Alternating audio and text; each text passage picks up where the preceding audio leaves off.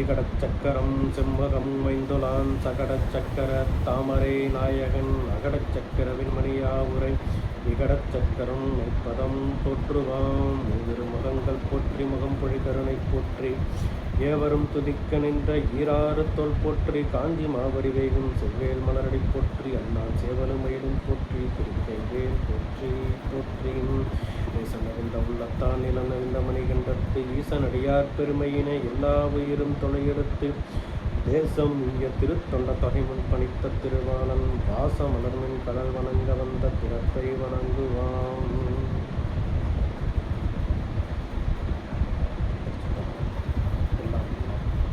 பெருமாள் திருவாளன் என்ற அடியன் சிந்திக்க இருக்கக்கூடிய புராணம் இசைஞானி அம்மையார் புராணம். இந்த தலைப்பை அடியனுக்கு கொடுத்தோம், அடியனை பணி செய்து அடியனை ஆட்கொண்டோம். அப்பர் அருளறி மையத்தில் வீட்டிருக்கக்கூடிய அத்தனை திருநீற்றுச்சார்புடைய அனைத்து அடியார் பெருமக்களுக்கும் பணிவான வணக்கம். அதன் இயக்குனர் திருமதி சாந்தா சண்முகம் அம்மா அவர்களுக்கும் பணிவான வணக்கம். மற்றும் அவர்களுக்கு உற்ற துணையாக இந்த தளத்தில் பல பெரியவர்கள் பல பெரியவர்கள் வீட்டிருக்கிறார்கள். அத்தனை பேருக்கும் அடியனுடைய பணிவான வணக்கமும் நன்றி தெரிவித்துள்ளோம். இசைஞானி அம்மையார் புராணம் திருத்தொண்ட தொகையில் குறிப்பிடப்பட்டுள்ள தனியடியார்கள் 63 பேரில் குறித்துள்ள 3 பெண் நாயன்மார்களில் இவர் ஒருவர். முதலாம் அவர் எம்பெருமட்டி காரைக்கால் அம்மையார், இரண்டாம் அவர் எம்பெருமட்டி மங்கையர்க்கரசி அம்மையார், மூன்றாம் அவர் எம்பெருமட்டி இசைஞானி அம்மையார். இப்போ திருத்தொண்ட தொகையிலேயே திருத்தொண்டர் திரு அந்தாதி இசைஞானியார் புராணம் இதில் பார்க்கும்போது திருத்தொண்டர் தொகையில் அவங்களுடைய பெயரும் திருத்தொண்டர் திரு அந்தாதியில் ஒரே ஒரு பாடலும் திருத்தொண்டர் புராணத்தில் ஒரே ஒரு பாடலும் தான் இவங்களை பற்றின செய்தியாக நமக்கு கிடைச்சிருக்கு. அப்படிங்கிறப்ப இவங்களுடைய புராணத்தை எவ்வளோ விரிவாக பார்க்க முடியும் அப்படிங்கிறது உறுதியிட்டு சொல்ல முடியாத ஒரு சூழ்நிலை. அப்போ இந்த நூலை நான் அடியேன் இந்த புராணத்தை எப்படி உங்ககிட்ட சமர்ப்பிக்கலாம் அப்படின்னு கேட்டால் ஒரு ஆய்வாக சமர்ப்பிக்கலாம் அப்படிங்கிறது அடியனுடைய எண்ணம். அதனால் பெரியவர்கள் இதில் ஏதாவது குறை நிறைகள் இருந்தால் பெரிய மனசு வச்சு ஏற்றுக்கணும்னு பணிவாக விண்ணப்பிக்கிறேன். சிவசிவா 63 நாயன்மார்களில் அடியன் 3 பெண் நாயன்மார்கள் இருக்காங்கன்னு சொன்னாங்க இல்லையா?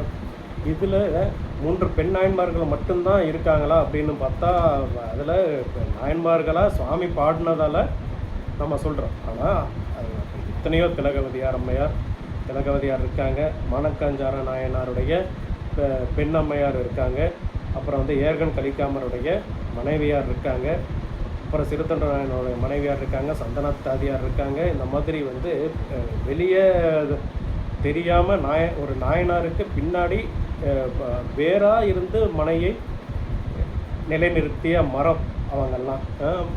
மரம் நாயன்மாருன்னா வேறு இந்த பெண்கள் எல்லாமே. அதை நம்ம சுந்தரமூர்த்தி சுவாமி அவருடைய திருத்தொண்ட தொகையில் யார் பெயரை பதிவு செய்திருக்காங்களோ அவங்கள தான் நம்ம நாயன்மார்னு குறிப்பிட்டுருக்கோம். அவங்களுக்கு தான் திருத்தொண்டர் அந்தாதியிலையும் நம்பியாண்ட நம்பி குறிப்பிடுறார், பெரிய புராணத்திலையும் சேக்கிழ சுவாமி அப்படி தான் குறிப்பிடுறார். இவர்கள் அல்லாதவர்கள் எண்ணற்ற பேர் நமக்கு சைவத்திற்கு பாடுபட்டவர்கள் இருக்கிறார்கள், தொண்டாற்றினவர்கள் இருக்கிறாங்க. இருந்தாலும் நம்ம சுவாமி என்ன பேரை பதிவு செய்திருக்காங்களோ அந்த நாயன்மார்கள் பார்க்கும்போது 3 பேர். முதலாம் அவர் காரைக்கால் அம்மையார். காரைக்கால் அம்மையார் புராணம் அவங்களுடைய ஒரு சின்ன குறிப்பு. மன்றுள் ஆடுவார் அருளினாலே மெய்யில் ஊனடை வனைப்பை எல்லாம் உதறி எப்பே உடம்பு ஆக வானமும் மண்ணும் எல்லாம் வணங்கும் பேய் வடிவம் கொண்டவரும் சூலபாணியனார் மேவும் படர் ஒலி கையிலே வெப்பில் காலின் நடையினை தவிர்த்து பார்மேல் தலையினால் நடந்து செல்ல கலையிலம் திங்கள் கண்ணி கண்ணுதல் ஒரு பாகத்து சிலைநுதல் இமயவல்லி திருக்கண் நோக்குற்று அது செய்யப்ப எம்பெருமான் வரும் இவள் நம்மை பேணும் அம்மைகான் உமையே என்று எம்பெருமானால் நம்மை பேணும் அம்மை என்று உமையன்னைக்கு சுட்டி காட்ட பெற்றவரும் பேயார் என்று நம்பிரான் நம்பி ஆரூரார் குறிப்பிடப்பட்டவருமான முதலாம் அவர் நம்மளுடைய காரைக்கால் அம்மையார். இரண்டாம் அவர் பரசமய கோளரி எம்பெருமான் திரு ஞானசம்பந்தரால் சைவத்திற்கு பெருந்தொண்டாற்றிய நின்றசீர் நெடுமாற பாண்டியனின் மனைவியும் மங்கையர்க்கு தனியரசி எங்கள் தெய்வம் வளவர் திருக்குல கொழுந்து வழக்கை மாணி செங்கமல திருமடந்தை கன்னி நாடால் தெய்வக்குல பழுதீர் தென்னற்குல பழுதீர்த்த தெய்வப்பாவை எங்கள் பிரான் சண்பையர்கோன் அருளினாலே இருந்தமிழ் நாடு உற்ற இடர் நீக்கி தங்கள் பொங்கலிவென் திரு நீற்று பரப்பிவர் என்று பலவாறாக சேக்கிழார் சுவாமிகளால் போற்றப்பட்ட பெருமாட்டி மங்கையர்க்கரசி அம்மையார். மங்கையர்க்கரசி அம்மையாருடைய இயற்பெயர் அப்படின்னு பார்க்கும்போது ஒரு ஆராய்ச்சியாளர்கள் என்ன சொல்கிறாங்கன்னா, மாணி, அந்த இதில் வழக்கை மாணி அப்படின்னு இருக்கு இல்லைங்களா. இப்போ மங்கையர்க்கரசியாருடைய புராணம் அவங்களுடைய பெயர் வந்து மாணி அப்படின்னு அடியன் ஒரு இதில் படித்தேன். இதற்கு என்ன சொல்கிறோம், மாணி அப்படின்னு என்னென்ன பொருளாக, மானமுடைய சோழர் குலத்தில் இவர் பிறந்ததால் மாணி என்று அழைக்கப்பட்டார் அப்படின்னு அதில் போட்டிருந்தாங்க. அப்படி சிலிப்பாக இருந்தது. மானமுடைய சோழர் குலத்தில் பிறந்ததால் மாணி, எவ்வளோ ஒரு பொருத்தமான ஒரு பேர், அவங்களுக்கு ரொம்ப சிலிப்பாக இருந்தது. அடுத்தது மூன்றாம் அவர் தம்பிரான் தோழரும் வன் தொண்டரும் தேவாரம் அருளி செய்த மூவர் முதலில் ஒருவரும் நம்பி ஆரூரர் என்று பிள்ளை திருநாமம் கொண்ட நம்பிரான் சுந்தரமூர்த்தி நாயனாரின் அன்னையாராகிய எம்பெருமாட்டி இசைஞானி அம்மையார் ஆவார்.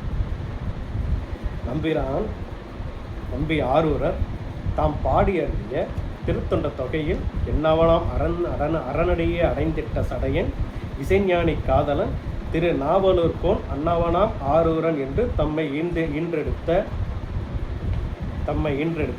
தாய் தந்தையரை போற்றி சிறப்பித்தும் தமது திருநாமத்தையும் குறித்துள்ளார்கள். அதனால் சுவாமி அவங்களுடைய மற்ற எல்லா அடியார்களுக்கும் இப்போ பேயார்க்கு மடியேன், மாணிக்கு மடியேன், நேசனுக்கு மடியேன் அப்படின்னெல்லாம் சுவாமி சுந்தரமூர்த்தி சுவாமி பதிவு செய்கிறார். ஆனால் இங்கே வந்து இசைஞானிக்கு மடியேன், சடையனுக்கு மடியேன் அப்படின்னு பதிவு பண்ணலை. ஒவ்வொரு பதிகம் பாடும்போது ஞானசம்பந்தர் இப்படி தன்னுடைய திருக்கடை காப்பில் சீர்காழி கவுனியர் கோத்திரம் நற்றமிழ் தமிழ் ஞானசம்பந்தன் அந்த மாதிரி ஏதாவது ஒரு சிறப்பு வச்சு இன்டர்லாக் பதிகத்துக்கு போடுறாங்க. அது திருக்கடை காப்பு. அந்த திருக்கடை காப்புங்கிறது அதுதான். ஏன்னா பின்னாடி யாரும் வந்து இடைச்செருகல் செய்ய முடியாது. 10 பாடல்கள் பாடி 11வது பாட்டில் தன்னுடைய பேர், தாய் தந்தையர் பேர் அல்லது தன்னுடைய கோத்திரம், தன்னுடைய ஊர் என்ன அப்படின்னு ஞானசம்பந்தர் பதிகம் பாடி அதை நிறைவு செய்துட்டாருன்னா எல்லாருக்கும் என்ன தெரியும், ஓ இது 11வது பாட்டு, இதுக்கப்புறம் வேறு பாட்டு கிடையாது, இதுக்கு இடையில வேறு ஏதாவது ஒரு பாட்டு இடைச்செருகலாக இருந்தால் கூட இது 12வது பாட்டாக வந்துடும். 12வது பாட்டு வருவது ரொம்ப கடினம். அந்த மாதிரி வராது. வேறு யாரும் இடைச்சர்கள் பண்ணக்கூடாதுங்கிறதுக்காக போடக்கூடிய இன்டர்னல் லாக்கு, பாட்டிலேயே பூட்டு, பாடல்கள்லேயே பூட்டு. அதனால் அது திருக்கடை கடைக்காப்பு அப்படின்னு சொல்லி பெரியவங்க சொல்கிறாங்க. அதே போல் ஆரூரருடைய பாடல்கள் அவருடைய 10வது பாட்டு, ஒவ்வொரு பதிகத்துக்கும் 10வது பாட்டில் அவர் சில பாடல்கள் அவர் பதிவு செய்திருப்பார். சில தகவல்கள், அதாவது திருநாவலூரை பற்றின தகவல் இருக்கும். அடுத்தது இசைஞானி அம்மையாருடைய பெயர் இருக்கும், இல்லைன்னா சடையநாயனாருடைய பெயர் இருக்கும், இல்லைன்னா நம்மளுடைய சிங்கடி, அவங்களுடைய சிங்கடின்னு அவர் காதன் மகமை கொண்டவர், அவங்களுடைய பேர் இருக்கும். இல்லைன்னா வனப்பகை, அவங்களுடைய காதன் மகமை, அவங்களுடைய பேர் இருக்கும். இந்த மாதிரி ஏதாவது ஒரு பேர் சொல்லி ஆரூரன், திருநாவலூரை சார்ந்த ஆரூரன், நம்பி ஆரூரர் அந்த மாதிரி ஒன்று பாடியிருப்பார். அப்படி திருத்தொண்ட தொகையில் பாடிய 10 பாடல்கள், அது இறுதியாக வரக்கூடிய 10வது பாடலில் எப்படி சாமி சொல்லியிருக்காங்க, என்னவனாம் அரணடியே அடைந்திட்ட சடையன், சடையநாயனார் தன்னுடைய தந்தையார் பெயர், இசைஞானி தன்னுடைய தாயார் பெயர். அப்புறம் அங்கே ஒரு கமா, இசைஞானி கமா, இசைஞானியுடைய காதலன் யார் இந்த இடத்துல, தன்னுடைய மகவு, அன்னைக்கு தன்னுடைய மகவு. அப்போ இந்த இடத்துல காதலன் திருநாவலூர் கோன், திருநாவலூருடைய தலைவன், அன்னவனாம் ஆரூரன் தன்னுடைய பெயர். இந்த 3ஐயும் தாய் பெயர், தந்தையார் பெயர், தன்னுடைய பெயர், தன்னுடைய ஊர் பெயர்லேருந்து தன்னுடைய இந்த பெயர் எல்லாத்தையும் பதிவு செய்ததால் திருத்தொண்டர் திரு அந்தாதியில் இந்த 3 பேரையும் சேர்த்து நம்பியாண்டார் நம்பி 60 × 3 63ன்னு சொல்லி திருத்தொண்டர் திரு அந்தாதியில் அவர் தான் ஒரு பாடலை பாடி 63 நாயன்மார்களில் இவங்களுடைய பேரையும் இந்த லிஸ்ட்டில் சேர்க்கிறார். அப்போ இதை வகை நூலை விரித்து சொன்ன சேக்கிழார் சுவாமி அவர்களுக்கு ஒவ்வொரு புராணம் பாடி அருளியிருக்காங்க. சரிங்களா? அப்போ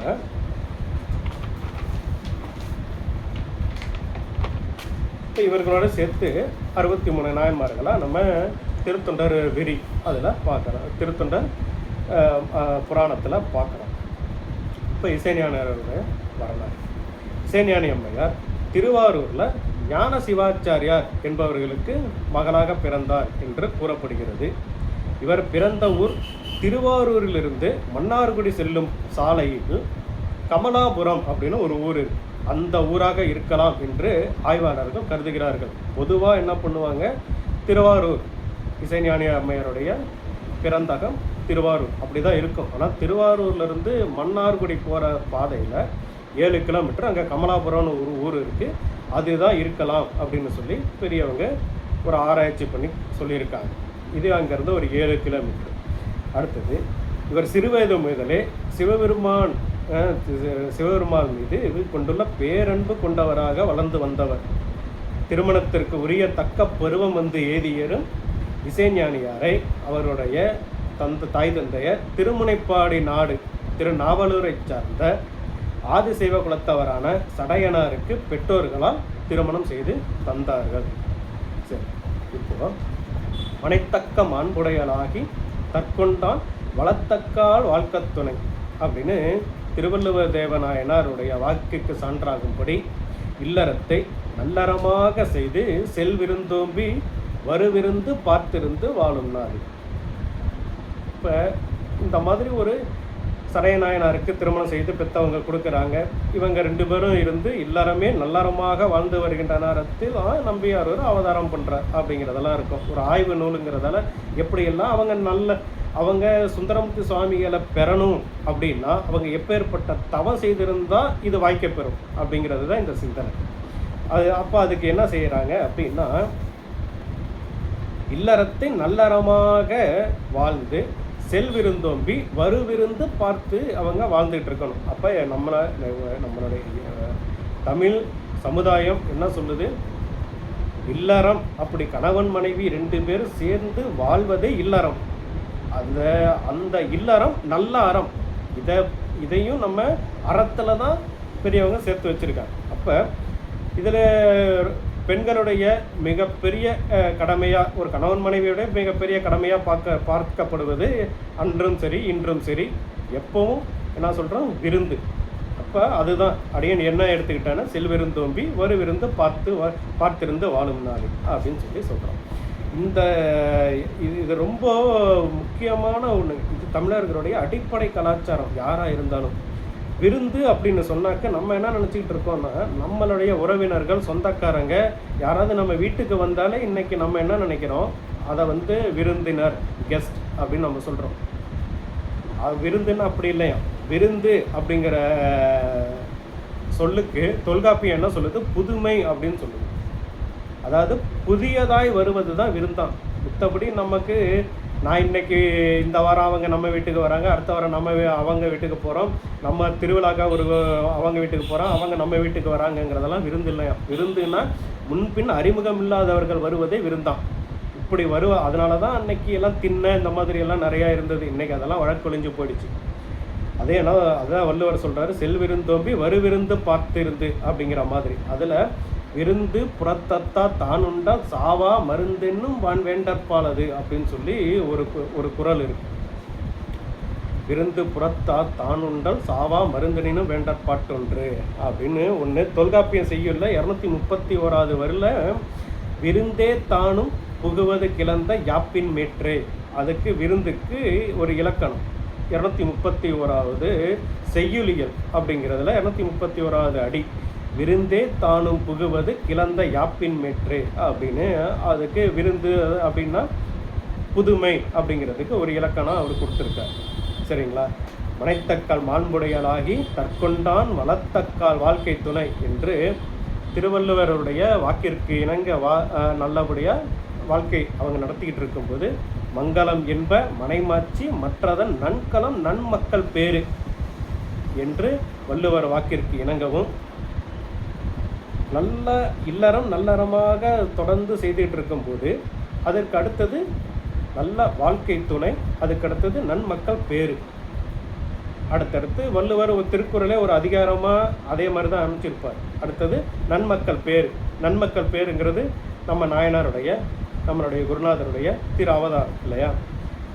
நன்மக்கள் என்ப மனைமாட்சி மற்றதன் நன்கலம் நன்மக்கள் பேரு ஏதமில் கற்பின் மனை வாழ்க்கை இசைஞானியார் தாம் முன்பு ஈட்டிய நற்றவத்தாலும் சிவனார் திருவடியின் பால் அவர் கொண்டிருந்த பெரும் காதலாலும் சமயக்குறவர் நால்வர்களுள் ஒருவரான எமையாலும் எம்பிரான் தம்பிரான் தோழ சுந்தரமூர்த்தி நாயனாரை திரு மகவாக இன்றெடுக்கும் பெரும் பேறு பெற்றார். பெரும் பேறு பெற்றார். இதில் விருந்து அப்படிங்கிறது நம்ம எந்த அளவுக்கு நம்ம எடுத்து போட்டு இருக்கோம் அப்படிங்கிறதுக்காக ஒரு பாயிண்ட், ஒரு சிலப்பதிகாரத்துலேருந்து எல்லாருக்கும் தெரிஞ்சதை ஒன்று எடுத்து வச்சேன். அந்த இடத்துல அடின்னு சொல்ல மறந்துட்டேன். அறவோர்க்கு அளித்தலும் அந்தனர் ஓம்பலும் துறவோர்க்கு எதிர்தலும் தொல்லோர் சிறப்பின் விருந்து எதிர் கோடலும் இழந்த எண்ணெய் அப்படின்னு சிலப்பதிகாரத்தில் கண்ணகி மதுரையில் வச்சு வருத்தப்படுற கோவலன் கிட்ட, நீ என்னை பிரிஞ்சு போயிட்ட, இதால் நான் சாப்பிடாம நான் பட்டினியாக இருந்தேன்னு நான் வருத்தப்படலை, நான் செல்வ செழிப்பாக இருந்தவன், நான் இதால் நான் நகை உடுத்திக்க முடியலையே நான் கவலைப்படலை, என்னால் அலங்காரம் செய்து பார்த்துக்க முடியலையே அப்படின்னு நான் வருத்தப்படலை, நான் எதை இழந்துட்டேன் அப்படின்னு நான் எதுக்காக நான் ரொம்ப வருத்தப்பட்டேன்னா அறவோர்க்கு அளித்தலும் அந்தனர் ஓம்பலும் துறவோர்க்கு எதிர்த்தலும் தொல்லோர் சிறப்பின் விருந்து எதிர்கோடலும் இழந்த எண்ணெய், இதையெல்லாம் நான் இழந்துட்டேன் அப்படின்னு சொல்லி கண்ணகி வருத்தப்படுறதா. அப்போ நம்ம எவ்வளவு விருந்து அப்படிங்கிறத நம்மளுடைய இல்லறத்தில் அதுதான் நல்லறமாக நம்ம பாவிச்சுட்டு வர்றோம். சரிங்களா? இதெல்லாம் தவம், இதெல்லாம் வையத்தில் வாழ்வாங்கு இப்படியெல்லாம் இந்த தவத்தை இருந்தால் வானுரையும் தெய்வத்தில் வைக்கப்படும்னு வள்ளுவர் சொல்கிறார். அதற்காக தான் இதெல்லாம் சொல்கிறேன். சரி, இப்போ சுந்தரமூர்த்தி நாயனாரை திரு மகவாக இன்றெடுக்கும் பெரும் பேறு பெற்று இசைஞானியார் சடைய நாயனார் வாழ்ந்து வர்றாங்க. சரி, இதில் தாய்ங்கிறது எவ்வளோ பேர் உண்மையாக ஒரு ஒரு ஞானம், ஒரு அதுக்கு ஈடு இணை ஏதாவது நம்ம சொல்ல முடியுமா? உவமையே கிடையாது. அப்படி ஒரு அற்புதமான ஒரு உறவு, சொல், உணர்ச்சி, ஒரு ஆழ்ந்த உணர்வு, இதெல்லாம் எவ்வளவோ சொல்லிட்டு போகலாம் தாய்மைக்கு உதாரணமாக. இதில் சங்க இலக்கியத்தில் தாய்மையை பற்றி சொல்கிறப்ப ஆய், ஞாய், அன்னை, நற்றாய், ஈன்றாள் என்ற பெயரால் தாய் என்பவள் அழைக்கப்பட்டிருக்கிறார். அதே போல் இலக்கியங்களில் தாயார், ஈன்றாள், அன்னை என்று பெயரில் அழைக்கப்பட்டிருக்கிறார். சரிங்களா? இதில் பழமொழி 400 363 இதில் என்ன சொல்கிறாங்க? மழைத்து அழுது உண்ணா குழவியை தாயர் அழைத்து பால் பெய்து விடல் அப்படின்னுங்கிற இதில் தாய் அப்படிங்கிற தாயர் அப்படிங்கிற ஒரு சொல்லாட்சி அந்த பழமொழி 400 கையாளப்பட்டிருக்கிறது. அடுத்தது தாய் தந்தை என இப்பொழுது நாம் வழங்கி வரக்கூடிய சொற்களில் மூல வடிவம் எது அப்படின்னு பார்த்தா ஆய் மற்றும் அந்தை என்பதே ஆகும். சரிங்களா? தாய் என்பதை தாயம் அப்படிங்கிற ஒரு சொல்ல வச்சு நம்ம பயன்பாட்டுக்கு நம்ம இருக்கிறதா பெரிய புராணங்கள்லாம் பார்க்குறோம். தாயம் அப்படின்னு சொன்னால் உரிமைன்னு பொருளுங்க. இப்போ ஏனாதி நாயனார் புராணத்தில் தானால் விருத்திகட தங்கள் குல தாயத்தின் ஆனாத செய்தொழிலாம் ஆசிரிய தன்மை வளம் மேல் நாளும் குறைந்து மற்றவர்க்கே மேம்படலாம் ஏனாதி திறத்து ஏலா இகழ் புரிந்தான் அப்படின்னு சொல்கிறார். இப்போ ஏனாதி நாயருக்கும் அந்த அவருடைய எதிரியாக இருக்கிறவருக்கும் என்ன பிரச்சனைனா அவங்களுடைய குல தொழில், அதை வச்சு தான் அவங்க வருமானம் ஈட்டி வர்றாங்க. எல்லாருக்கும் படைக்கலை பயிற்சி கொடுத்து வர்றாங்க. அப்போ அந்த தாயம் அப்படிங்கிறது அவங்களுடைய உரிமை, குலத்தொழில்ங்கிற மாதிரி சொல்கிறாங்க. இப்போ அந்த தாயம் அப்படிங்கிறது தான் இங்கே முக்கியம். அதை தாயம்ங்கிற சொல்லுடைய தொடர்பை படுத்தி பார்க்கும் பொழுது உரிமையுடையவள் தாய் அப்படின்னு விளக்கம் கிடைக்குதுங்க. அப்போ இதுக்கெல்லாம் எது மூலம்னு பார்த்தா ஆய் என்பது மூல சொல். ஆயின் ஆய், ஆயாய், பாட்டி நம்ம ஆயா அப்படின்னு அழைக்கிறோம் இல்லைங்களா. அப்போ ஆய்ங்கிறது தான் தாய். ஆய் அது தந்தைக்கு சொல்லும்போது அந்தை. இப்போ ஆய்க்கு சொல்லும்போது ஆயின் ஆய் ஆயாய். அப்போ இல்லை ஆயாய் அப்படின்னு சொல்லணும், ஆனால் நம்ம ஆயான்னு சொல்கிறோம். அப்போ இது அப்படி. அடுத்தது என் தாய் உன் தாய் அப்படின்னு சொல்கிறதுக்கு சங்க இலக்கியங்களில் யாய் ஞாய் என்ற சொற்களை நம்ம பயன்படுத்திட்டு இருக்கோம். சரிங்களா. அதில் இருக்கிறத நம்ம பார்க்க முடியும். தன் ஆய் தாய் அப்படின்னு ஆனது, தன் அந்தை தந்தை என்று ஆனது. சரிங்களா. இப்போ தன் அந்தை தந்தை. இப்போ எந்தைன்னு சாமியை சொல்கிறோம்ல, எந்தை அப்படின்னா எந்தை நுந்தை அப்படிங்கிற இலக்கிய சொல். என் அந்தை எந்தை, நு அந்தை நுந்தை அப்படின்னு ஆயிடுச்சு. சரிங்களா. அப்போ எந்தை நுந்தை அப்படிங்கிறது எல்லாமே நம்ம படிச்சுக்கிட்டு இருக்கிறதுல பார்க்குறோம். சரிங்களா. நம்ம எந்தை எம்பெருமான் அப்படின்னலாம் சுவாமியை பதிகத்தில் படிக்கிறத பற்றி பார்க்குறோம். சரிங்களா.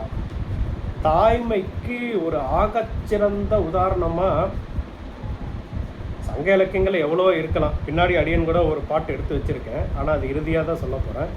நிறைய பாடல்கள் இருக்குது, ஆனால் எனக்கு ரொம்ப பிடிச்ச ஒரு இப்படி இல்லாமல் தாய் இருக்கா அப்படின்னு பார்க்குறதுக்கு ராமாயணத்தில் ஒரு பாட்டு இருக்குது. இப்போ அடியன் எதுக்கு இதெல்லாம் சொல்கிறேன்னா, முன்னே சொல்லிட்டேன், இது நம்ம 2 பாடல்கள் தான். இது நம்ம எவ்வளோ தூரம் இதை ஒரு ஆய்வு கிட்டரியாக சமர்ப்பிக்க போகிறேங்கிறதையும் அடியன் முன்னாடியே சொல்லிட்டேன். அதனால் பல தாய்மைகளை பார்க்கும்போது தான் இசைஞானியாருடைய தவம் என்னன்னு புரியும். அது சரிங்களா. அதுக்காக தான் சில பாடல்கள்லாம் அடியன் எடுக்கிறேன். சரி, இப்போ என்னன்னா, ராமர் அயோத்தியை விட்டு காட்டுக்கு போகணும் அப்படிங்கிறது முடிவாயிடுது. இப்போ அவர் போய் கோசலையிட்ட போயிட்டு சொல்லிக்கிட்டு ராமர் வர்றார். வரும்போது லக்ஷ்மணன் வானத்துக்கும் பூமிக்கும் குதிக்கிறான். அப்போ சிங்க குரலைக்கு இடுவதை நாய்க்கு இடுவாரோ அப்படின்னெல்லாம் தாம் தும்னு குதிக்கும்போது ராமன் இது மதியின் பிழை என்று நதியின் பிழை என்று அப்படி இப்படின்னு அவர் இது விதியின் பிழையடா மைந்தா அப்படின்னு சொல்லி அவர் கட்டுப்படுத்துகிறார். அப்படிங்கிற மாதிரியெல்லாம் ராமாயணத்தில் பாடல்கள் வருது. இப்போ இதை கட்டுப்படுத்தி இப்போ காட்டுக்கு போகிறாங்க. மரவுரி தரித்து காட்டுக்கு போகணும்னு முடிவு பண்ணும்போது தன்னுடைய தாயாகிய சுமத்திரை கிட்ட லக்குவன் விடை பெறுகின்ற காட்சி ரொம்ப உணர்ச்சி பூர்வமான ஒரு காட்சி, கண்ணெல்லாம் கலங்க வைக்கிறமான ஒரு காட்சி. என்ன சொல்கிறாங்க, ஆகாதது அன்றால் உனக்கு அவ்வனம் இவ்வயோத்தி, மாக்காதல் ராமன் நம் மன்னவன், வையம் ஈந்தும் போகா உயிர் தாயர் நம் பூங்குழல் சீதை என்றே ஏகாய். நீ அயோத்தியை விட்டு நீ காட்டுக்கு போகிறதுன்னு முடிவு பண்ணிட்டியா? ஆமாம்மா, சரி போ. ஆனால் இந்த நிமிஷத்துலேருந்து உனக்கு அந்த காடு தான் அயோத்தி அப்படிங்கிற முடிவோடு போகணும். சரியா? சரிங்கம்மா. இந்தியிலிருந்து ராமன் தான் உனக்கு மன்னவன், அவன் அண்ணன் கிடையாது. சரியா? சரிங்கம்மா. நம்மளை காக்கக்கூடிய அந்த தாய் யாருன்னு கேட்டால் இனிமேல் உனக்கு சீதா பிராட்டி தான் உன்னுடைய தாய். சரியா? சரிங்கம்மா அப்படின்னு சொல்லிட்டு அவர்களை சுற்றி எவ்வளோ அரசியல் சூழ்ச்சிகள் நிறைந்த காலம் அந்த காலம். அப்போ ஒரு தாயும் மகனும் இவ்வளோ நேரம் தனிமையில் நின்று பேசிகிட்டு இருந்தாலே சுற்றி இருக்கிறவங்க என்ன நினைப்பாங்க, தன்னுடைய மகன் காட்டுக்கு போகிறது பிடிக்காமல் சுமத்திரை லக்ஷ்மண காதில் ஏதோ சங்கு ஊதரா அப்படின்னு ஏதாவது ஒன்று பல விவாதங்கள் வரும். அதனால் அந்த அம்மா இதை கூட உணர்ந்து என்ன சொல்கிறாங்க, இனி இவ்வையின் நிற்றலும் ஏதம் என்றால். சரி சரி, ரொம்ப நேரம் நம்ம இங்கே நின்று பேசிக்கிட்டு இருக்க வேணாம்ப்பா, நீ கிளம்பு. சரியா? கிளம்பு. அந்த பாட்டை அப்படியே ஃபுல்லாக படிக்கிறேன் பாருங்கள். ஆகாதது அன்றால் உனக்கு அவ்வனம் இவ் அயோத்தி, மாக்காதல் ராமன் நம் மன்னவன், வையம் ஈந்தும் போகாத உயிர் தாயர் நம் பூங்குழல் சீதை என்றே ஏகாய். இனி இவ்வையின் நிற்றலும் ஏதம் என்றால். சரியா? சரி தம்பி, இதுக்கப்புறம் நம்ம இன்னும் பேசக்கூடாதுப்பா, நீ போயிடுப்பா, கிளம்புவான், தனியாக நின்று பேசினா எல்லோரும் எதாவது சொல்லுவாங்க அப்படின்னு சொன்ன உடனே அந்த பையன் திரும்பி லக்ஷ்மணன் சுமத்திரைக்கிட்ட ஒரு ஆசீர்வாதம் வாங்கியிருப்பான். ஆசீர்வாதம் வாங்கிட்டு அப்படியே அவங்க அந்த 4 அறையை விட்டு அந்த கதவை தாண்டுறான். கதவை தாண்டும்போது அப்படியே ஒரு நிமிஷம்பா அப்படின்னு அம்மா சொல்கிறான். மகன் திரும்புகிறான். திரும்பின உடனே என்ன சொல்கிறான், பின்னும் பகர்வார் மகனே இவன் பின் செல். யார் பின்னாடி போ? ராம இருக்கா இல்லையா, ராமன் பின்னாடி போ. இவன் பின் செல், தம்பி என்னும்படி அன்று. நீ அவனுக்கு தம்பிங்கிற எண்ணத்தோட போகாத. அவன் அவனுக்கு அண்ணன், நாளைக்கு என்னன்னா அவன் பெரிய சக்கரவர்த்தி அப்படிங்கிறதெல்லாம் போகக்கூடாது. தம்பி நினச்சிட்டு போகாத. தம்பி என்னும்படி அன்று அடியாரினில் ஏவல் செய்தி. நீ அவனுக்கு ஒரு வேலைக்காரன் எப்படி போறானோ அவன் அந்த மாதிரி போ. ராமனுக்கு தம்பிங்கிற மனசுல என்ன இருந்தால் அதை இங்கே கலட்டி வச்சுட்டு போ. ராமனுக்கு வேலைக்காரனா இங்கிருந்து போறதுன்னா அந்த முடிவோடு நீ போ, சரியா? மண்ணும் நகர்க்கே இவர் வந்திரின் வா. ராமன் திரும்பி அயோத்திக்கு வந்தா நீ வா. அது அன்று முன்னம் முடி என்றால் ராம அயோத்திக்கு நீ வந்தா வா. அப்படி இல்லைன்னா அவனுக்கு ஏதாவது ஒன்று ஆகிறதுக்கு முன்னாடி நீ முடிச்சிரு. முன்னம் அது அன்றேல் முன்னம் முடி என்றால் சொல்லிட்டு வார்விழி சோரா நின்றாள். தன்னுடைய மகனுக்கு ஒரு தீங்கு வந்தாலும் சரி, ஆனால் அயோத்தி காட்டை விட்டு போகும்போது ஒரு தாய் சொல்லக்கூடிய வார்த்தை அது. தாய்மையின் சிறப்பு அத்தனை மகத்துவமானது. எதுக்கு இதை சொல்கிறேன்னா, லக்ஷ்மணனுக்கு இந்த இடத்துல லக்ஷ்மணனுக்கும் சுமத்திரைக்கும் எப்பேற்பட்ட ஒரு உயர்வை காமிச்சிருக்காரு கம்பர் இல்லையா? கம்பர் கவி சக்கரவர்த்தி, நம்மக்கிட்ட ஒரு சக்கரவர்த்தி இருக்கார்ல. அப்போ நம்ம சேக்கிழார் சுவாமி சுந்தரமூர்த்தி நாயனாரை திருமகவாக ஈன்றெடுத்தது அத்தனை பெரும் பேரா, அத்தனை பெரிய பேரா. அங்கே அதை சிந்திச்சோம்ல, இனிமேல் சுந்தரரை பற்றி சிந்திப்போம், சரிங்களா? சரி, இதுக்கு கைலாயத்திலிருந்து வரணும். இங்கு இதன் நாமம் கூறின் இவ்வுலகத்து முன்னால் தங்கு இருள் இரண்டில் மாக்கள் சிந்தையில் சார்ந்து நின்ற பொங்கிய இருளை ஏனைய புற இருள் போக்குகின்ற செங்கதிர ஒன்பூல் நீக்கும் திருத்தொண்டர் புராணம் அப்படிங்கிற நூலில் இதை சொல்கிறார். அப்படிங்கிறது தான் இந்த கதையை ஆரம்பிக்கிறது. உபமன்ய உன்னரும் சீர் உபமன்ய முனி ஒரு முறை கைலாய அந்த மலைச்சாரலில் தன்னுடைய மாணவர்கள் கூட இருந்து உபதேசம் செய்துக்கிட்டு இருக்கார். அப்போ அவங்க முன்னாடி ஒரு 100 பேர் 200 பேர் மாணவர்கள் அப்படியே உட்காந்துக்கிட்டு இருக்காங்க. இவர் இப்படி நல்லா ஒரு உயர்ந்த ஆசனத்தில் உட்காந்து அந்த குழந்தைகளுக்கு பாடம் சொல்லி கொடுத்துட்டு இருக்கார். அப்போ ஒரு ஒரு பேரொலி இங்கே வருது. அப்படிங்கிறது தான் சேக்கிழார் இங்கே காமிக்கக்கூடிய ஒரு காட்சி. அப்போ இந்த உபமன்ய முனிவர் அந்த வந்த பேரொலியை வணங்கினார் அப்படின்னு சொல்லி சொல்கிறாங்க. உபமன்ய முனிவர் யாருமே சிவபெருமானை தவிர வேற யாரையும் வணங்க மாட்டாருங்கிற மாதிரியான ஒரு காட்சிகளை அங்கே அமைச்சிருக்காங்க. அப்போ உபமன்ய முனிவருடைய பெருமை என்ன அப்படின்னு பார்க்கலாம். அப்போ ஏன்னா உபமன்ய முனிவர் எவ்வளோ உயர்ந்தவர்னு கேட்டால், அவர் போய் சிவபெருமானை தவிர இன்னொருத்தரை வணங்காதவர். அவர் போய் அப்படியே அவ்வளவு வேகமாக எந்திரிச்சு அந்த ஒளியை வணங்குறார் அப்படின்னு சொன்னாக்க உபமன்ய முனிவருடைய உயர்வு நம்ம முதல்ல தெரிஞ்சுக்கணும். இந்த உபமன்ய முனிவர் யாதவன் துவரைக்கு இரையாகிய மாதவன் முடிவேல் அடி வைத்தவன். யாதவன் அப்படின்னு சொன்னாக்க கிருஷ்ண பரமாத்மா யாதவராக இருந்து ஆடு மாடு நிறைகள்லாம் மேய்ச்சிட்டு இருந்தவர் யாதவன். துவரைக்கு இறை, துவரைன்னு சொன்னாக்க துவாரகை, நம்ம கிருஷ்ணர் பிறந்த ஊர். துவரைக்கு இரையாகிய மாதவன் திருமால் மாதவன் முடிமேல் அடி வைத்த அந்த கிருஷ்ணராக இருக்கும்போது அவருக்கு திருவடி தீட்சை கொடுத்தவர் அப்படின்னு சொல்லி சொல்கிறார்.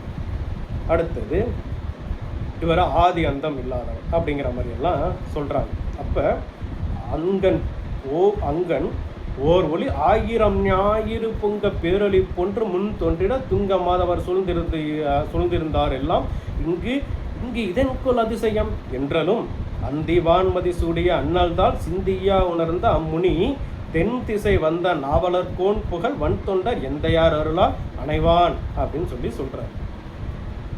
ஒரு ஒளி, ஒரு சூரியன் வர்ற மாதிரி இல்லை, 2 சூரியன் வர மாதிரி இல்லை, 3 சூரியன் வர மாதிரி இல்லை, 1000 சூரியன் ஒன்றா சேர்ந்து ஒரு சூரியனுக்கு இன்றைக்கி 105 ஃபாரன்ஹீட்டு, 1000 சூரியனுடைய ஒளி சேர்ந்து அப்படியே தென் திசையிலிருந்து வடபால் வருகிறது.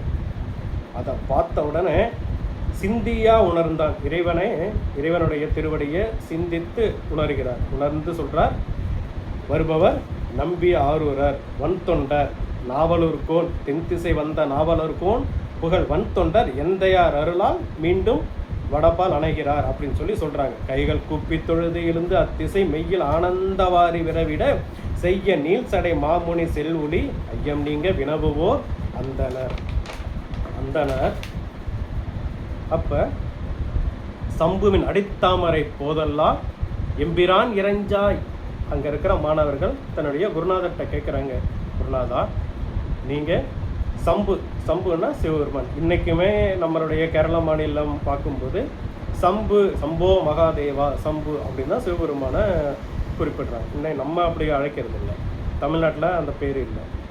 சம்புவின் அடித்தாமரை போது அல்லால் எம்பிரான் இறைஞ்சாய். நீங்கள் சிவபெருமானை தவிர நீங்கள் வேறு யாரையும் நீங்கள் வழிபட மாட்டீங்களே குருநாதா, ஆனால் நீங்கள் இந்த பேரொழியை பார்த்து வழிபாடு செய்கிறீங்களே, என்ன நாங்கள் தெரிஞ்சுக்கலாமா அப்படின்னு சொல்லி கேட்குறாங்க. அப்போ சொல்கிறாரு, வருபவர் தம்பிரானா சிவபெருமான், தம்பிரானை தன் உள்ளம் தழியவன் நம்பி ஆரூரன் நாம் தொழும் தன்மையன். சிவபெருமானையே வழிபட மாட்ட, சிவபெருமானை தவிர வேற யாரையும் வழிபடாத உபமன்யு முனிவர் அவரு சிவபெருமானுக்கு அடுத்ததாக வழிபாடு செய்கிறவரை சுந்தரமுத்து சுவாமி நம்பி ஆரூரர். இப்போ இன்னொன்று, இந்த உபமணி முனிவர் யாருன்னு பார்த்தா நம்ம புலிக்கால் முனிவருடைய மகன். இவர் பசியில் அழுகிறாரு அப்படிங்கிறதுக்காக தான் சாமி 1 டம்ளர் பாலுக்கு ஞானசம்பந்தருக்கு 1 டம்ளர் பால் கொடுத்தாரு. அம்மா என்ன பண்ணுறா, 1 டம்ளர் பால் கொடுத்தாங்க. புள்ள பசியாரிச்சு புள்ள அழுக தெரிஞ்சது, அது நமக்கு தெரியும். இந்த கணவனார் என்ன பண்ணுவார், எப்போவுமே வீட்டில் மனைவி கிச்சனில் போய் சமைக்கணும் அப்படின்னா அவங்க கச்சிதமாக இருக்கிறத அப்படியே இதில் கொஞ்சம் அதில் கொஞ்சம் அதில் கொஞ்சம் எடுத்து போட்டு அருமையாக சமைச்சிட்டு வந்துடுவாங்க. ஒரு கணவனார் ஒரு நாள், அம்மா நீ ஏம்மா கஷ்டப்படுற, நான் எனக்கு லீவு தான், நான் போய் இன்றைக்கி சமைச்சு தரமா அப்படின்னு ஒரு நாள் கிச்சனுக்குள்ளே போனால் 100 கிராமில் அந்த அம்மா 100 ml எண்ணெயில் சமைக்கிறது இவர் 1/2 லிட்டர் போட்டு சமைப்பார். கிச்சனு கந்தரகோலம் ஆகிடும். அதை சுத்தம் பண்ணுறதுக்கு அந்த அம்மாவுக்கு 2 நாள் தேவைப்படும். இது ஆண்களுடைய தாராள குணம் அப்படின்னு நம்ம சொல்லலாம். அந்த மாதிரி 1 டம்ளர் பாலில் தீக்கக்கூடிய பசியை சாமி ஒரு பார்க்கடல் கொடுத்து தீக்கிறாராம். அதான் பாலுக்கு பாலகன் வேண்டி அழுதிட பார்க்கடல் இந்த பிரான் 1 டம்ளர் முடிஞ்சு போயிடும். நம்மால் பால் கடலையும் கொடுத்துருக்காரு இல்லையா? அந்த மாதிரி எதுக்கு சொல்கிறேன்னா, அப்போ அவன் கொடுத்த குழந்தை தான் இந்த உபமணி முனிவர். இப்போ உபமணி முனிவரால் வணங்கப்படக்கூடிய அளவுக்கு ஒரு இருக்கிறவர் தான் நம்ம நம்பியாரூரர் அப்படிங்கிறது. இப்போ ஏன்னா சுந்தரமுத்து சுவாமியுடைய பெருசு இங்கே பார்த்தீங்கன்னா, இங்கே நம்பியாரூரர் அப்படின்னு தான் இங்கே சொல்கிறார். இப்போ இங்கேருந்து அங்கே போகிற வரைக்கும் ஆளாள சுந்தரங்கிற திருநாமம் அவருக்கு இல்லை. இப்போ நம்பி ஆரூரர் அவர் நாம் தொழும் தன்மையன் அப்படின்னு தான் இங்கே சேக்கிலாரும் பதிவு செய்கிறார். சரிங்களா? அப்போ அந்த மாணவர்கள்லாம் கேட்குறாங்க, இவருடைய வரலாறை சொல்லுங்கள் நீங்கள் அப்படின்னு சொல்லி குருநாதர்கிட்ட விண்ணப்பம் வைக்கும்போது சாமி சொல்கிறாங்க, உள்ள வண்ண முனிவன் உரை செய்வான் வெள்ள நீர்ச்சடை மெய்ப்பொருளாகிய வள்ளல் சாத்தும் மதுமலர் மாலையும் அள்ளும் நீரும் எடுத்து அணைவான் உளன். இவருக்கு அங்கே கைலாயத்தில் என்ன பணி அப்படின்னு கேட்டால், சாமியுடைய திருமுடிக்கு தேவையான அலங்காரத்திற்கு தேவையான மாலைகளும், மலர் மட்டும் இல்லை மாலைகளும், அதனால தான் மதுமலர் மாலையும்னு சொல்கிறார்.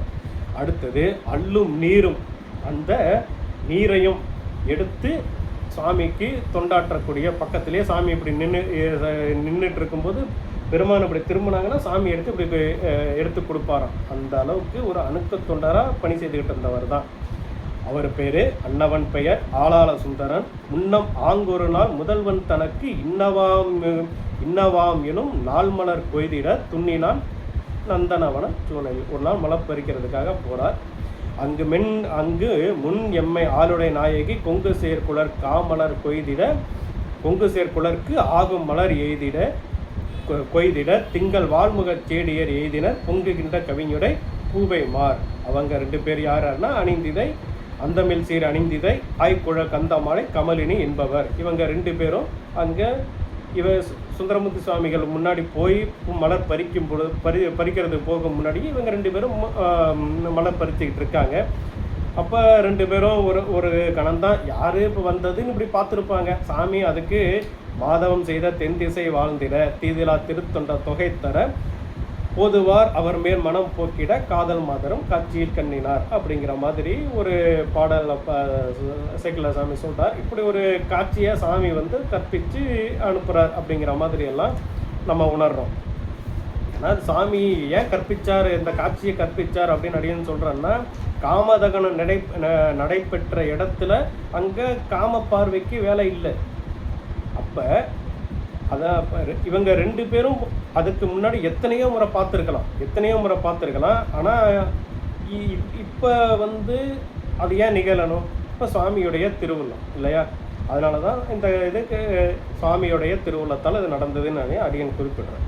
வேறு ஒன்றும் இல்லை, எல்லாருக்கும் தெரிஞ்ச கதை தான். சரி, இப்போ சாமி என்ன பண்ணுறாரு? மாதர் மேல் மனம் வைத்தனை தென்புவி மீது தோன்றி அம்மெல்லியலாருடன் காதல் இன்பம் கலந்து அணைவாய். நீ பெண்கள் மேலே அன்பு கொண்டு விட்டாய், மனத்தை செலுத்தி விட்டாய், அதனால் நீ பூமிக்கு போ, அவங்க கூட வாழ்ந்துட்டு நீ வா அப்படிங்கிறாரு. அப்போ சொல்கிறாரு, ரொம்ப கலங்குறார். மைய சுவாமி பூலோகங்கிறது மயக்கத்தை தரக்கூடிய மாயை நிறைந்தது. இது ஏதாவது வினய தீக்க வந்தால் இது வினய பெருக்கிற இடம். அதனால் சாமி நான் தவறி ஏதாவது தவறுதலாக நடக்கும்போது நீங்கள் எனக்கு தடுத்தாட்கொள்ளணும் அப்படின்னு விண்ணப்ப வைக்கிறார். மையல் மானுடமாய் மயங்கும்படி ஐயனே தடுத்து ஆண்டருள் செய் அப்படின்னு சொல்லி சுவாமி கேட்குறார். சாமியும் அதுக்கு அங்கனால அதற்கு அருள் செய்தார் அப்படின்னு சேக்கிழார் சொல்கிறார். இப்பேற்பட்ட ஒரு உயர்ந்தவர் கைலாயத்திலிருந்து பூமியில் பிறந்த, பூமியை அவதாரம் செய்த, தோன்றிய, எப்படி வேணாலும் சொல்லலாம், அந்த நம்பி ஆரூரர் பெருமானை தன்னுடைய மணி வயிற்றில் வாய்க்கப்பெற்ற பெரும் பெரும் புண்ணிய ஆன்மா எவ்வளவு தவம் பண்ணியிருக்கணும். சுந்தரமூர்த்தி சுவாமிகள் அவங்க வீட்டில் பிறக்கிறதுக்கு, சுந்தரமூர்த்தி சுவாமிகளை பேணி வளர்ப்பதற்கு எவ்வளவு புண்ணியம் பண்ணியிருக்கணும். சரிங்களா? அடுத்தது சுந்தரமூர்த்தி சுவாமியுடைய இன்னொரு பெருமை, இந்திரன் மால் பிரமன் எழிலார்மிகு தேவரெல்லாம் எதிர்கொள்ள என்னை மத்த யானை அருள் புரிந்து மந்திர மாமுனிவர் இவர் ஆர் என எம்பெருமான் நந்தமர் ஊரன் என்றான் நொடித்தான் மலை உத்தமனே. சுவாமி திரு கைலைக்கு எழுந்தருளும் போது இத்தனை பேரும் இவருக்காக காத்துக்கிட்டு இருந்தாங்க அப்படிங்கிற மாதிரி சாமியே நேரடி லைவ் ரிப்போர்ட் கொடுக்குறார் இல்லையா? அந்த மாதிரி இப்போ இப்பேற்பட்ட சுந்தரமுத்து சுவாமிகளே தன்னுடைய மணி வயிற்றில் இருக்கணும்னா இவங்க எவ்வளோ பெரிய எத்தனை பிறவியில் தவம் பண்ணியிருக்கணும் இல்லை? அதற்காக தான் இவ்வளவு சொல்கிறோம். அடுத்தது சிவபெருமானே சுந்தரரே சிவபெருமான். நிறைய இடத்துல இருக்கக்கூடிய பேச்சு எப்படி அப்படின்னா அது நம்ம சும்மா சொல்லிடக்கூடாது இல்லையா? ஆடி அப்படின்னா ஆடி மாதம். இன்னொரு பொருள் இருக்குது, ஆடின்னா கண்ணாடி. கண்ணாடியில் தோன்றி அந்த ஆடியில் தோன்றி அந்த ஆடியில் சிவபதம் கைலாயத்திற்கு சென்றவர் அப்படின்னு சொல்லலாம். சிவபதம்ல கைலாயத்துக்கு அப்படியே உடனோட போனார். சரிங்களா? சாயுச்சினம் அப்படி நிறையா சொல்லலாம். அடுத்தது இது எங்கெங்க சொல்கிறாங்க? சிவபெருமானு தான் கண்ணாடியில் போய் நின்னாராம். ஒரு உருவம் தெரிஞ்சதான் அந்த உருவத்தை பார்த்து ரொம்ப அழகாக இருக்குல்ல, அவர் கற்பனை பண்ணி பார்த்தா அப்படியே ஒரு கண்ணாடி முன்னாடி போய் சாமி நின்றுருப்பார், தன்னைத்தானே ரசிச்சிருப்பார். ரசிக்கும்போது இவ்வளோ அழகாக இருக்கேப்பா அப்படின்னு சொல்லி நினச்சி ரசிச்சுட்டு சுந்தரா வா அப்படின்னு கூப்பிட்டுருப்பாரு. உள்ளேருந்து வெளியே வந்தாராம், அவர் தான் சுந்தரர். சாமி தன்னைத்தானாலே நம்மளே கண்ணாடி முன்னாடி எடுத்துகிட்டு ஒரு நாள் பார்த்துட்டு நல்லா இருக்குல்ல அப்படின்னு ஒரு சட்டை எல்லாம் போட்டு அப்படி திரும்பி திரும்பி பார்த்து அப்படி அலங்காரம் பார்க்க நம்மளே ரசிக்கிறோம்ல, அந்த மாதிரி சாமி ஒரு நாள் ரசித்தார் அப்போ அப்படின்னு சொல்லுவாங்க. இது எதில் இருக்குன்னா திருவிளையாடல் புராணத்துலேயும் பேரூர் புராணத்துலேயும் இருக்குங்க. திருவிளையாடல் புராணத்தில் மதுரை காண்டம் திருமணப்படலம் அப்படிங்கிற இடத்துல பந்தன் நான்மறை பொருள் திரட்டன வடப்பால் செய்து எதிர்ப்புட்ப தத்தன் எத்த வானுயிர் உண்ண உருத்தெழு தடல் விடத்து எதிர்நோக்கும் அந்தம் ஆதியிலா நிழல் வடிவமாய் ஆடியின் நிழல் போல வந்தரன் சுந்தரன் சாத்து நீரோடு திரு மாலையும் எடுத்து ஏந்த அப்படின்னு சொல்லி இந்த திருவிளையாடல் புராணத்தில் மதுரை காண்டத்தில் திருமணப்படலத்தில் குறிக்கிறார் பரஞ்சோதி முனிவர். அடுத்தது பேரூர் புராணத்தில் பல்லு படலம் அப்படிங்கிறதுல 1277வது பாடல், 1278வது பாடல். அதில் கையிலை நாயகன் காமரு தன்வுரு பயிலும் ஆடியில் காமரு தன்வுரு ரொம்ப கண்டவர்கள் காதலில் மயங்கும்படியான பேரழகு உடைய தன்னுடைய திருமேனியை பார்த்து, அன்பு கொள்ளக்கூடிய திருமேனியை பார்த்து, காண்பவர்கள் மயங்கக்கூடிய திருமேனியை பார்த்து, அவ்வளவு அழகு. கையிலை நாயகன் காமரு தன்வுரு பயிலும் ஆடியில் பார்த்து அங்கு அழைத்தலும் வெயில் செய் வெங்கதிர் கோடி வீராய் செயிர் இலாதே மெய்த்தே சோடும் என தோன்றினார். மெய் தேசோடும் தோன்றினார். அன்ன சுந்தரருக்கு ஆளாளம் ஆழியின் முன்னவனும் அன்ன சுந்தரருக்கு ஆளாளம் ஆழியில் முன்னவனும் உன்ன மற்ற அன்னதை தன்ன கங்கை தளியிடு இக்கொடு நல்கலால் துண்ணும் ஆளாள சுந்தரர் நாமமே. சுவாமிக்கு ஆழியிலிருந்து கிடைச்சக்கூடிய அந்த கொடிய நஞ்சத்தை உண்ணுவதற்காக கொண்டு வந்து சாமி கொடுத்ததால இவருக்கு ஆளாள சுந்தரன்னு நாமம் கிடைச்சது அப்படின்னு திருவிளையாடல் புராணத்திலையும் பேரூர் புராணத்திலையும் இதை பதிவு பண்ணுறாங்க பெரியவங்க. இதெல்லாம் வச்சுட்டு தான் சிவபெருமான் சுந்தரர் சிவபெருமான்னு நம்ம சொல்கிறோம். அப்போ சுந்தரரே தன்னுடைய மணி வயிற்றில் பிறக்கணும் அப்படிங்கிறது ஒன்று, சிவபெருமானே பிறக்கணும் அப்படிங்கிறது ஒன்று இல்லையா? சாமி பிறக்கலாமா போகலாமா அப்படின்னு ஆராய்ச்சி பண்ணுறதுனா பண்ணிக்கிட்டே இருக்கலாம். ஆராய்ச்சி பண்ணுறதை விட சிவபெருமானுடைய ஒரு அம்சமாக நம்ம சுந்தரர் பிறந்தார் அப்படிங்கன்னு கூட பார்ப்போமே. என்ன இப்போ சிவபெருமானுக்கு பிறப்பு இறப்பு கிடையாது. அவருடைய சாயுச்ச உருவத்தில் சாரூப உருவத்தில் உள்ளவங்க இவர் பிறந்தார்னு அப்படி எடுத்துக்கலாமே இல்லையா? சரி, அடுத்தது இசைஞானியார் அம்மையாருடைய புராணத்துக்குள்ள வருவோம். ஒழியா பெருமை சடையனார் உரிமை செல்வ திருமணையார் அழியா புறங்கள் எய்து அழித்தார் ஆண்ட நம்பிதனை பயந்தார் இழியாகுளத்தின் இசைஞானி பிராட்டியாரை எம் சிறு பொன் மொழியால் புகழ முடியுமோ? முடியாது. எனக்கு மட்டும் முடியாது, எவருக்கும் முடியாதால் சேக்கிழார் சாமி சொல்றாரு. இசைஞானியார் பேர்பட்ட சுந்தரமுத்து சுவாமிகளை பெற்றவர். அவங்களுடைய புராணத்தை சொல்றதுக்கு என்னால் முடியுமா? என்னால் நிச்சயமாக முடியாதுங்க. என்னால் மட்டும் முடியாதுங்க, வேற என்னால் மட்டும் முடியாதுன்னு இல்லை, வேற யாராலையும் முடியாதுன்ற இதை சேக்கிழார் பற்றி உமாபதி சிவன் திருமுறை கண்ட புராணத்தில் சொல்கிறாரு.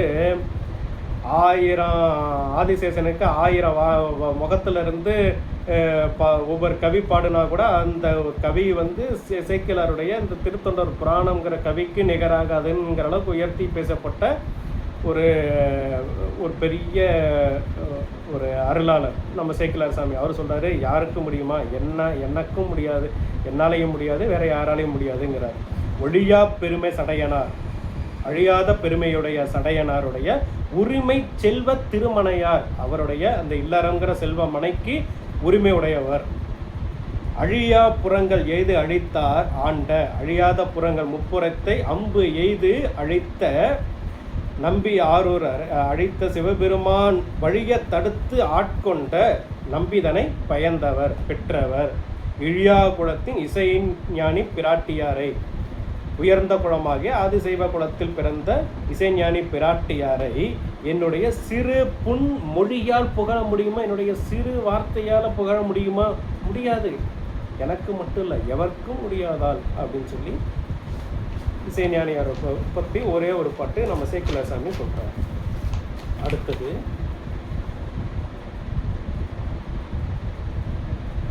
நம்பியாருடைய திரு அவதாரத்தை பற்றி பெரிய புராணத்தில் ஒரே ஒரு பாட்டு. வாதொரு பாகனாருக்கு வழி வழி அடிமை செய்யும் வேதியர் குலத்தில் தோன்றி மேம்படும் சடையனாருக்கு ஏதமில் கற்பில் வாழ்க்கை மனை இசைஞானியார்பால் தீதகன்று உலகம் முய்ய திரு அவதாரம் செய்தார் நம்பி ஆரூரர் பெருமான். இப்போ நம்பி ஆரூரருங்கிற திருநாமத்தை சாற்ற வேண்டும் அப்படின்னு சொன்னாக்க, நம்பி ஆரூரர் தம்பிரான் அருளினாலே தவத்தின் மிக்கோர் போட்டும் நம்பி ஆரூரர் என்றே நாமமும் சாற்றி மிக்க ஐம்படை சதங்கை சாற்றி அணிமணி சுட்டி சாட்டி செம்பொன் நான் அறையில் மின்ன தெருவில் தேர் உருட்டு நாளில் சிற்றில் சிறு தேருங்கிற பருவத்தில் சாமி இருக்கார். அப்போ அவர் நம்பி ஆரூரர் என்றே நாமம் சாத்துறாங்க. இப்போ நம்பி ஆரூரர் அப்படின்னு பார்க்கும்போது திருவாரூர் பெருமானுடைய திருநாமத்தை தான் இதில் ஆரூரன்னு சூடியிருக்காங்கங்கிறது ஒரு சாரர் சொல்கிறாங்க.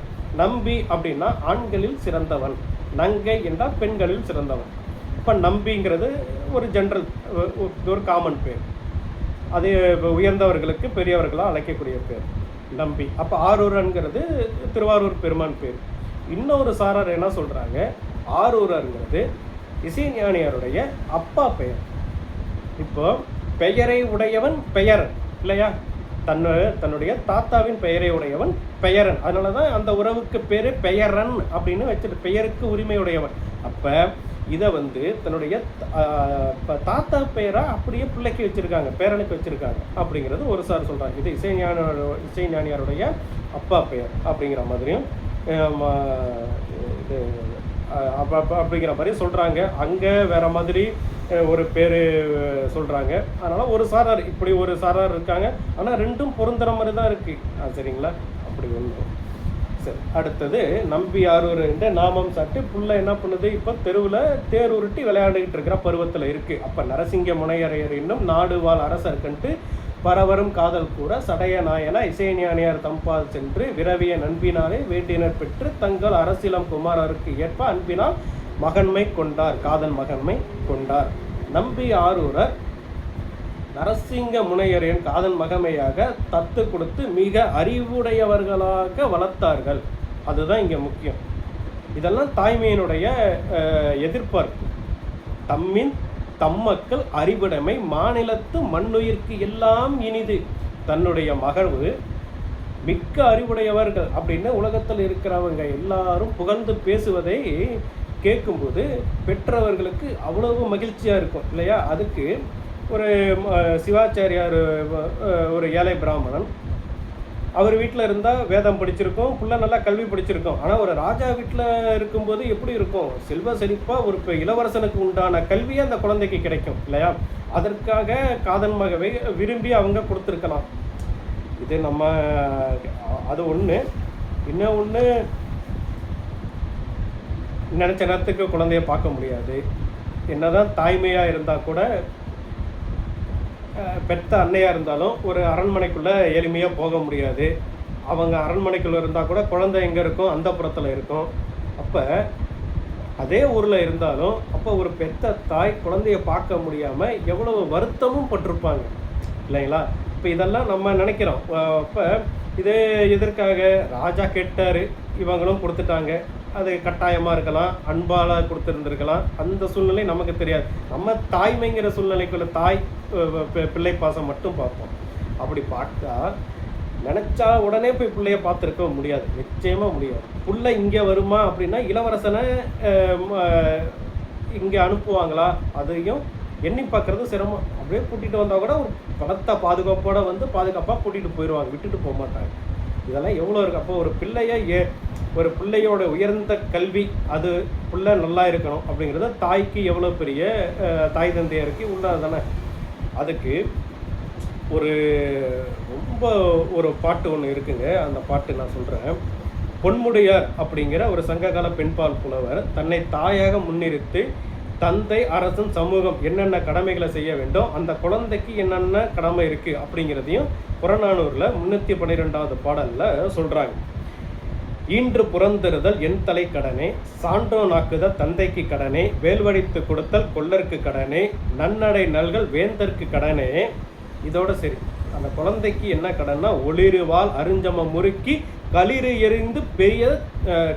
எரிந்து பேர்தல் காளைக்கு கடனே. காளைங்கிறது இங்கே இருக்கக்கூடிய அந்த வீர குழந்தை, அந்த விடலை பருவத்தில் இருக்கக்கூடிய அந்த ஆண்மகன், அவர்களுடைய கடமை அது, உன்னுடைய கடமை இது அப்படின்னு அதில் சொல்கிறாங்க. சரிங்களா.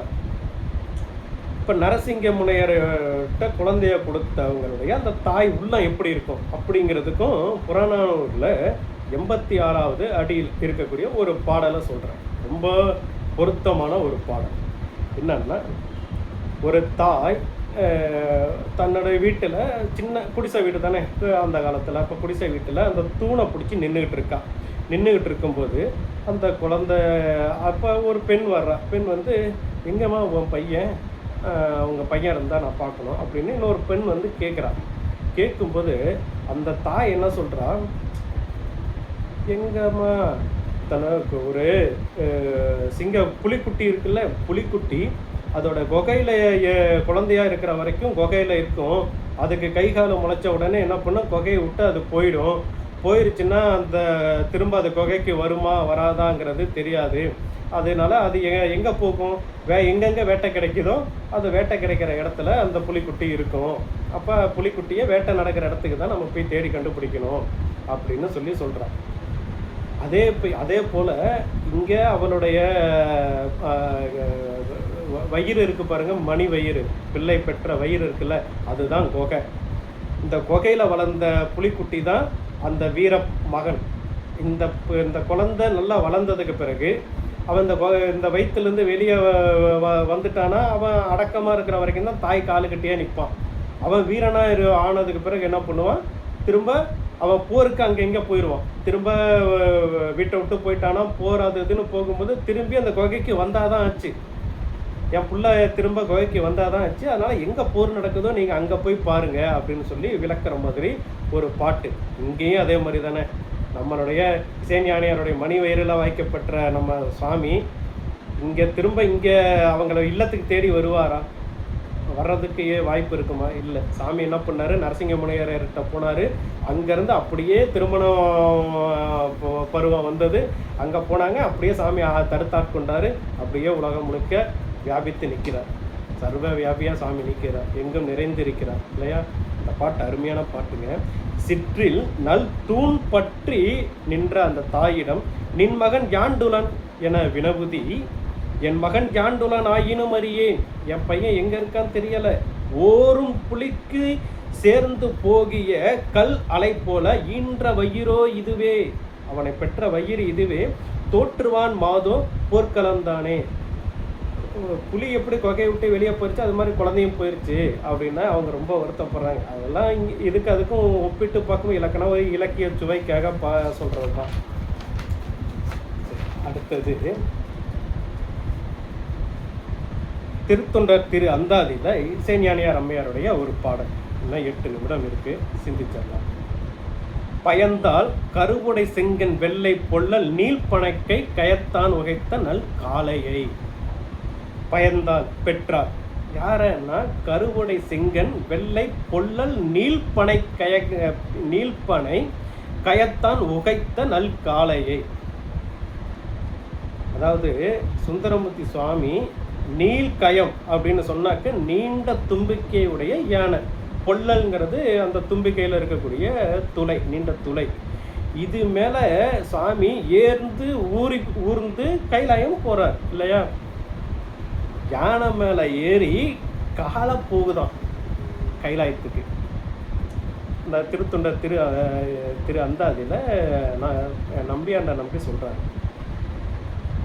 வெள்ளை பொள்ளல் நீள்பனைக்கை கயந்தான் உகைத்த நல் காதையை பயந்தாள் அப்படின்னு சொல்கிறார். அடுத்தது, என்றும் கபாலம் கை கொண்டு அயந்தான் புகும் வீடு வீடா அயம்தான் புகும் அரண் ஆரூர் புனித அரண் திருத்தால் நயந்தா தன் உள்ளத்து என்றும் உரைப்பது ஞானியையே. திருவாரூர் பெருமானுடைய புனித திருத்தாலை நயந்தவன் தன் உள்ளத்தில் நயந்து வைத்திருக்கக்கூடிய இசைஞானியார் அப்படின்னு சொல்லி சொல்கிறார். சரிங்களா? இது கூட ஆரூரில் நம்ம இசைஞானியார் திரு அவதாரம் செய்தார் அப்படிங்கிறதுக்கு இதெல்லாம் ஒரு அகச்சான்று. சரிங்களா? சிவசிவா. இசைஞானியாரை பற்றி சாமி தன்னுடைய பதிகத்தில் எங்கெங்கெல்லாம் குறிப்பிட்டிருக்கார் அப்படிங்கிறத மட்டும் ஒரு இதில் பார்ப்போம். கலையநல்லூர் தேவாரம் அதில் என்ன சொல்கிறாரு, நண்பு உடைய நன் சடையன் இசைஞானி சிறுவன் நாவலூர்கோன் ஆரூரன் நாவின் நயந்து உரைசை பண்பையிலும் பத்துங்கிவை பத்தி செய்து நித்தம் பாடவல்லா அல்லலோடு பாவம் இலருதாமே அப்படிங்கிற அந்த நிறைவு அந்த பதிகத்தில் நிறைவு பாடல நண்புடைய நன்சடையன் இசைஞானி சிறுவன் நாவலூர்கோன் ஆரூரன் நவின்று நாவின் நயந்து உரைசை பண்பயிலும் பத்தும் இவை அப்படிங்கிறத அந்த பதிகத்தில் இசைஞானி சிறுவன் நாவலூர்கோன் ஆரூரன்கிறத பதிவு பண்ணுறார். அடுத்தது திருவதிகை தேவாரத்தில் என்பனையை கலனாக அணிந்தானை எங்கள் எருது ஏறும் பெருமானை இசைஞானி சிறுவன் வன்பனைய வளர்ப்பொழில் கூழ் வயல் நாவலூர்கோன் வன் தொண்டன் ஆரூரன் மதியாது சொன்ன அன்பனை யாவர்க்கும் அறிவறிய அத்தர் பெருமானை அதிகமா நகருள் வாழ்பவனை என் பொன்னை எரிகடல வட வீராட்டானத்து உறைவானை இறைவோது மிகன்வன் போல் யானை அப்படிங்கிறதுலையும் தன்னுடைய தாயார் பெயரை இந்த பதிகத்தில் குறிப்பிடுறார். திருத்தொண்ட தொகையில் என்னவனாம் அறநடிக அடைந்திட்ட சடையன் இசைஞானி காதலன் திரு நாவலூர்கோன் அண்ணாவனாம் ஆரூரன் அடிமை கெட்டு உவப்பார் ஆரூரில் அம்மானுக்கு அன்பராவார் அப்படிங்கிறதையும் நம்ம பார்க்குறோம். இந்த பதிகத்தில் திருத்தொண்டர் திருத்தொகையில் தன்னுடைய கடைசி அந்த நிறைவு பாடலில் ஒன்று சொல்கிறார். இசைஞானி அம்மையாரை பற்றி சொல்லும்போது இசைஞானி அவ்வளோதான், சடையன் இசைஞானி காதலன்கிறது இசைஞானியுடைய காதலனாகிய தனக்கு தான் 3 அடை கொடுக்குறார். ஆனால் இசைஞானியை பற்றி சொல்லும்போது சும்மா சொல்லிடுற இசைஞானி அவ்வளோதான். ஆனால் சடையநாயனார் அப்படிங்கிற தன்னுடைய தந்தையாருக்கு சொல்லும்போது என்னவனா அறநடிக அடைந்திட்ட சடையன்கிற ஒரு அடைமொழி கொடுக்குறார். இதுலேருந்து என்ன தெரியுதுன்னா, இந்த திருத்தொண்ட தொகை பாடும்போது சடைய நாயனார் எம்பெருமான் திருவடியை அடைந்து விட்டார், அப்போ அவர் பூமியில் இல்லை, திருவடிக்கு போயிட்டார், திருவடி அடைஞ்சிட்டார் அப்படிங்கிறத நம்ம இது மூலிமா உய்த்து உணர வைக்கிறார். என்னவனம் அறநடியே அடைந்திட்ட சடையன் இசைஞானி காதலன் திரு நாவலூர்கோன் அப்படின்னு தன்னை அடையாளம் படுத்துறார். சரி, அப்படியே சடைய நாயனாரை பற்றி ஒரு 4 பதிகத்தில் இருக்குது, அதை மட்டும் அப்படியே அடியும் சொல்லிடுறேன், இல்லைன்னா அப்பா கோச்சுக்கு வரல, அதுக்காக தான். தம் தந்தை அது சொல்லும்போது எதிர்கொள் பாடி தேவாரத்தில் எதிர்கொள் பாடி பரமனையே பணிய சித்தம் வைத்த தொண்டன் சடையன் அவன் சிறுவன் பத்தன் ஊரன் பாடல் வல்லார் பாதம் பணிவாரே அப்படிங்கிறதுல சடையன் அவன் சிறுவன் அப்படிங்கிறத சொல்கிறார். திருப்புகழூர் தேவாரத்தில் சடையந்தன் சிறுவன் தொண்டன் ஊரன் பாடிய பாடல் 10 இவை வல்லவர் அரவனார் அடி சென்று சேர்வதற்கு யாதும் ஐயுறவு இல்லையே அப்படிங்கிறத பதிவு பண்ணுறார். ஊர்த்தொகையில் என்ன சொல்கிறாரு, ஊரன் சடையன் சிறுவன் அடியன் தமிழ் மாலை செம்மாந்து இருந்து திரு வாயை திறப்பார் சிவலோகத்திருப்பாரே அப்படிங்கிறத பதிவு பண்ணுறார். வாழ்கொழிப்புத்தூர் தேவாரத்தில் என்ன சொல்கிறாரு, ஊரன் வன் தொண்டன் சடையன் காதலன் வனப்பகை அப்பன் நலம் கிளர் வயல் நாவலர் வேந்தன் நங்கை சிங்காடி தந்தை பயந்த பழம் கிளர் தமிழ் பாட வல்லார் மேல் பறையுமாம் செய்த பாவங்கள் தானே அப்படிங்கிறத சொல்கிறார். திரு கழுமல தேவாலம் அப்படியே முன்னாடியே படித்தோம். அடுத்தது நன்னிலத்து பெருங்கோயிலில் என்ன சொல்கிறாரு, சேடியல் சிங்கி தந்தை சடையன் திரு ஆரூரன் பாடிய 10 வல்லார் புகுவார் பரலோகத்து உள்ளே அப்படிங்கிறதையும் பதிவு பண்ணுறாரு.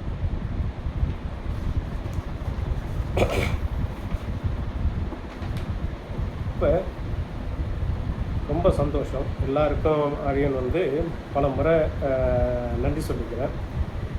அடியனுடைய பரமகுருநாதர் நம்பியாரூர் அடியன் விரைகின்ற மூச்சு, சுவாசிக்கிறது, நினைக்கிறது, சிந்திக்கிறது, உண்பது முதற்கொண்டு எல்லாம் நம்பி ஆரூருடைய பெரும் பரங்கரணை நெடுங்கல பெருமானுடைய திருவருள், நம்பி ஆரூருடைய குருவருள். அடியனுக்கு இப்படி ஒரு வாய்ப்பை நம்மளுடைய இயக்குனர் அம்மா கொடுத்துருக்காங்க. அதுக்கு நான் ரொம்ப ரொம்ப அவங்களுக்கு நன்றி கடன் செலுத்த வேண்டிய அவசியம் இருக்குது. ஏன்னா என்னுடைய குருநாதரை இன்றெடுத்த அன்னைக்கு புகழாரம் அப்படிங்கிறது தான் அடியன் நினச்சிக்கிறேன். அதனால் எல்லாருக்கும் ரொம்ப நன்றி. இதில் 2 பாடல்களை வச்சு 1 மணி நேரம் பேசணும் அப்படின்னா நம்ம இந்த மாதிரி ஒரு ஆய்வு கட்டுரையாக தான் சமர்ப்பிக்க முடியும். அதனால் பெரியவங்க இதில் உள்ள குறைகள் இருந்தால் சுட்டி காட்டவும், நிறைகள் இருந்தால் அத்தனையும் என்னுடைய நெடுங்கல பெருமான் திருவடிக்கும் நம்பி ஆரூரர் திருவடிக்கும் அடியன் அப்படியே சமர்ப்பிக்கிறேன். சரிங்களா? திருச்சிற்றம்பலம். புண்ணியத்தின் புண்ணியமாம் எங்கள் குலக்கொழுந்து நம்பி ஆரூரரை பயந்த எங்கள் அன்னையார் நீங்காத இன்பமான சிவபெருமானுடைய திருவடி நீரை அடைந்து பேரின்பம் பெற்று எம்மையும் வாழ வைக்கின்றார். திருச்சிற்றம்பலம். என்றும் இன்பம் பெருகும் இயல்பினால் ஒன்று காதலித்து உள்ளமும் ஓங்கிட மன்றுளார் அடியாரவர் வான்புகழ் நின்றது எங்கும் நிலவி உலகெல்லாம். நெடுங்கலத்து பெருமான் திருவடி வாழ்க, நம்பி ஆரூர திருவடி வாழ்க, இசைஞானி அம்மையார் திருவடி வாழ்க, சடைய நாயனார் திருவடி வாழ்க, அடியார் பெருமக்கள் அத்தனை பேருடைய திருவடி வாழ்க வாழ்க வாழ்க.